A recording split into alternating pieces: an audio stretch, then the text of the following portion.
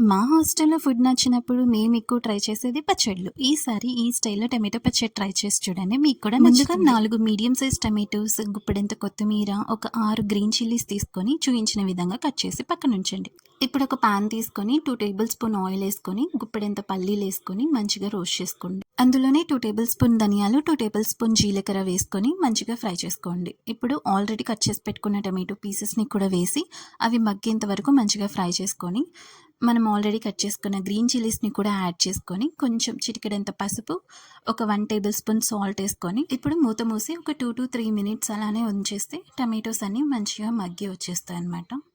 ఈ స్టేజ్‌లో ఒక 4 వెల్లుల్లిపాయలు, కొంచెం చింతపండు, ఆల్రెడీ టమాటో పులుపుగా ఉంటుంది. సో, కొంచెం చింతపండు వేసుకొని, లాస్ట్‌గా కొత్తిమీర వేసుకొని, ఒక 2-3 మినిట్స్ మంచిగా ఫ్రై చేసుకొని స్టవ్ ఆఫ్ చేసి పక్కనుంచండి. ఇప్పుడు ఒక మిక్సర్ జార్‌లో మిక్సీ పట్టుకొని ఫైనల్‌గా పోపేసుకొని తీసుకున్నారంటే ఎంతో టేస్టీగా ఉండే టమాటో పచ్చడి రెసిపీ రెడీ.